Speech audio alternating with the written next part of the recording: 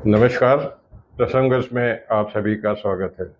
जैसा कि मैंने कल आपसे कहा था कि मैं पिछले कुछ दिनों से बॉम्बे के प्रवास पर हूँ, तो आज मैं आपको बॉम्बे से ही कुछ चर्चाओं से रूबरू कराऊँगा।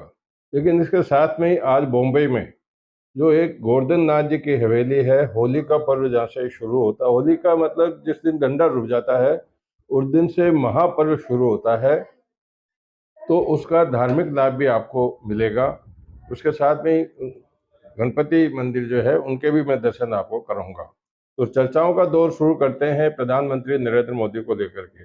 प्रधानमंत्री नरेंद्र मोदी ने आज गुजरात में लगभग 978 करोड़ रुपए की लागत से बनने वाले सुदर्शन हेतु का लोकार्पण किया। बन चुका है, लोकार्पण किया उन्होंने। और ओखा भेंट द्वार को ये जोड़ता है और लगभग 2.32 किलोमीटर इसकी दूरी है और एक केबल ब्रिज है जिसको लेकर के आज से श्रद्धालुओं को उसका लाभ मिलेगा। साथ में ही मोदी ने जिस प्रकार से वो अन्य प्रदेशों में जिस प्रकार से अपने कार्यक्रम के दौरान जो उद्घाटन शिलान्यास कर रहे हैं, उसके तहत आज 5 एम्स की भी सौगात देने की घोषणा की। साथ ही उन्होंने द्वारकाधीश मंदिर में पूजा अर्चना भी की। पूजा अर्चना करने से पहले उन्होंने समुद्र में डुबकी भी लगाई और कृष्ण भगवान को नमन करते हुए उन्होंने वहाँ की पूजा अर्चना भी की। पीएम मोदी ने इस समय पे कहा कि 3 महीने अब मैं मन की बात, आज उनके मन की बात का कार्यक्रम प्रसारित हुआ था। उन्होंने कहा कि 3 महीने तक मैं अब मन की बात आपके सामने प्रस्तुत नहीं करूंगा, क्योंकि अब लोकसभा के चुनाव की कभी भी घोषणा हो सकती है।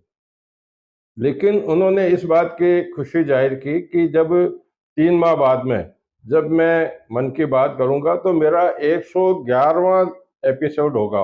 111वां एपिसोड शुभ माना जाता है और वो आने वाले कार्यकाल के लिए भी शुभ ही रहेगा।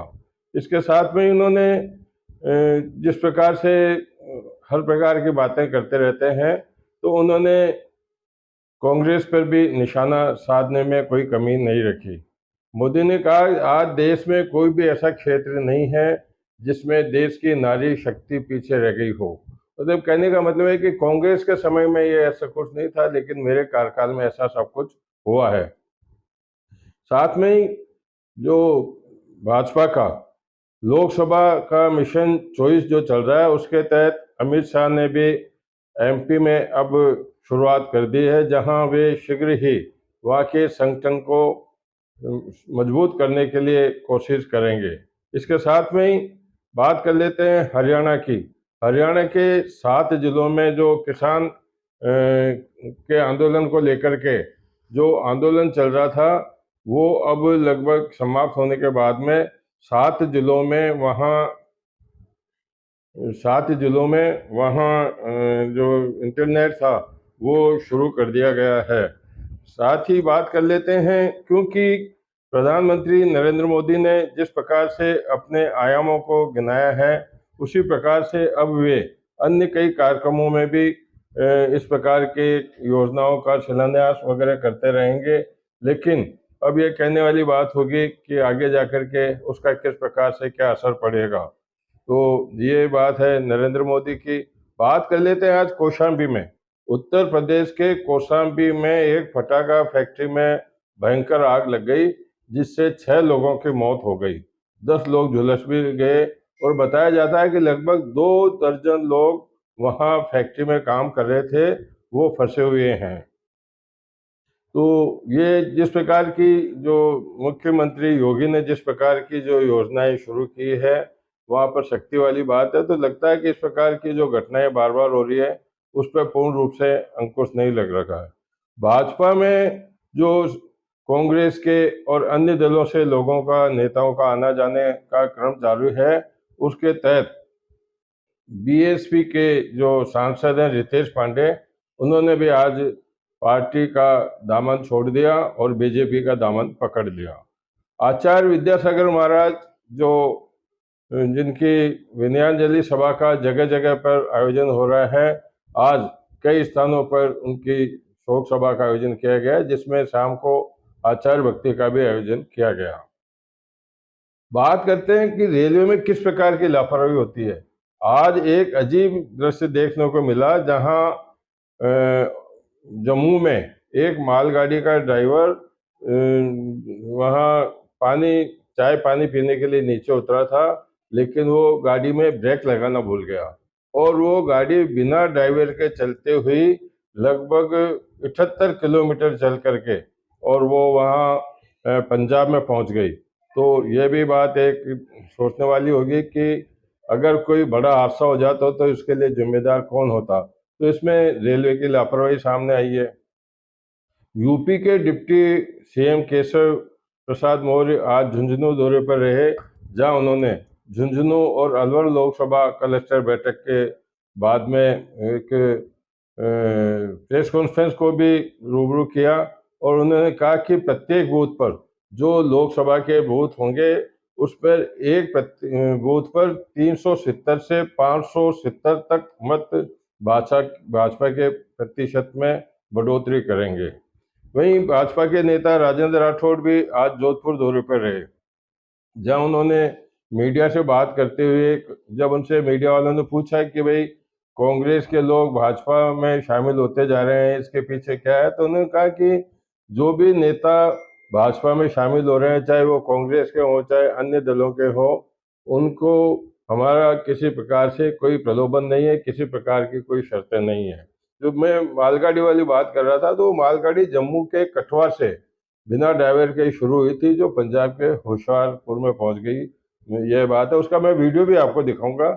इसके साथ में ही बात कर लेते हैं कि डेगाना में भी नागौर जिला जो कांग्रेस का गढ़ है, वहां पर भी कुछ अब कल होने वाला समझ में आ रहा है, क्योंकि वहां पर डेगाना में विजयपाल मिर्गा और रिछपाल मिर्गा ने एक बहुत बड़ा आयोजन कल वहाँ आयोजन किया है, जिसके अंदर जो पोस्ट की गई है, एक्स पर जो पोस्ट की गई है, उसमें सबसे बड़ी बात है कि वहाँ कांग्रेस का निशान उसमें नहीं लगता है, तो उसमें लग रहा है कि वो कांग्रेस के विदा हो सकते हैं, कांग्रेस से विदा हो सकते हैं।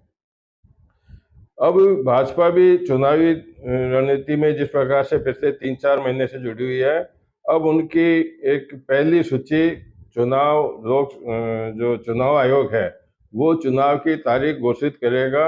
उससे पहले ही लगभग 100 लोगों की सूची जारी कर सकते हैं। 1 या 2 दिन में 100 लोगों की सूची आएगी, जिसमें प्रमुख रूप से प्रधानमंत्री नरेंद्र मोदी, अमित शाह और गडकरी, राजनाथ सिंह आदि के नाम शामिल हो सकते हैं। कल भी मैंने आपको बताया था कि राहुल गांधी की यात्रा से पहले मुख्यमंत्री राजस्थान के जो भजनलाल शर्मा हैं, वो आभार यात्रा में निकले हुए हैं। तो उन्होंने आज आभार यात्रा के दौरान करौली में उन्होंने आभार यात्रा शुरू की। वहां पर आभार यात्रा के दौरान उनको सिक्कों से तोला गया। उनके साथ में केंद्रीय मंत्री गजेंद्र सिंह शेखावत और भाजपा के प्रदेश अध्यक्ष सीपी जोशी भी मौजूद रहे, जिन्होंने कांग्रेस पर निशाना साधा तथा कि ईआरसीपी की जो ये योजना आई है, उससे कई जिलों को इससे काफ़ी जल जीवन के लिए काफ़ी कुछ सुविधाएं मिलेगी। बात करते हैं पुलिस हेडक्वार्टर की। पुलिस हेडक्वार्टर में आज राजस्थान के जो 2 बड़े डीजी स्तर के जो बड़े अधिकारी हैं, राजेश निर्वाण और हेमंत प्रियदर्शी, इनका केंद्र सरकार में एम्पनमेंट हो चुका है, क्योंकि राजेश निर्वाण पहले एडीजी रहे बीएसएफ में। अभी अक्टूबर में ही डिप्यूटेशन समाप्त होने पर वो यहाँ आए थे और उनको 1 हफ्ते पहले डीजी होमगार्ड के पद पर लगाया गया था, लेकिन अब उनके सेवाएं केंद्र सरकार में जाने की रास्ता खुल गया। समझा जाता है कि वो एक बार फिर से बीएसएफ में ही जाएंगे। तो इस तरह की बात जो है ये पुलिस मुख्यालय में भी चल रही है। ट्रांसफरों के दौर की भी बात चल रही है, तो ट्रांसफर भी लगभग समाप्त हो गए, लेकिन आगे पीछे कुछ ट्रांसफर भी हो रहे हैं। अभी चलते चलते खबर मिली कि बहादुरगढ़ में हरियाणा इनेलो के प्रदेश अध्यक्ष है नफेस सिंह राठी, उन पर अज्ञात लोगों ने धनाधन गोलियां चला करके ताबड़तोड़ गोलियां चलाई, जिससे उनकी मौके पर उपचार के दौरान उनकी मौत हो गई, जिसको लेकर के पार्टी के कार्यकर्ताओं में काफी रोष बना हुआ है। तो आज के इन सभी चर्चाओं के साथ में आज के प्रसंग को विराम देते हैं। आप मुंबई में गोवर्धन नाथ जी की हवेली के दर्शन कीजिएगा, गणेश जी महाराज के दर्शन कीजिएगा।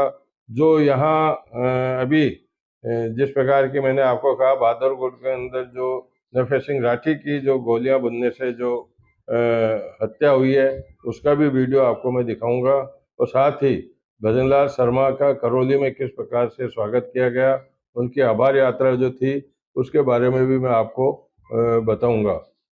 इन सब चर्चाओं के साथ में आज के प्रसंग वर्ष को मैं यहीं विराम देता हूं। कल फिर नई चर्चाओं के साथ में मिलेंगे। तब तक के लिए नमस्कार।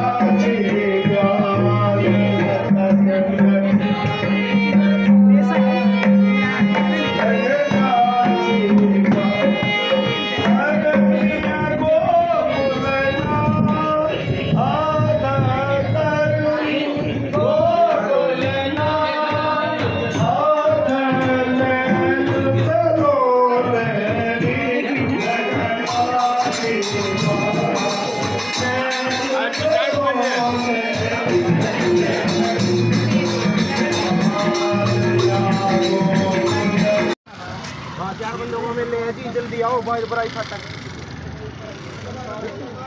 तू क्या करे है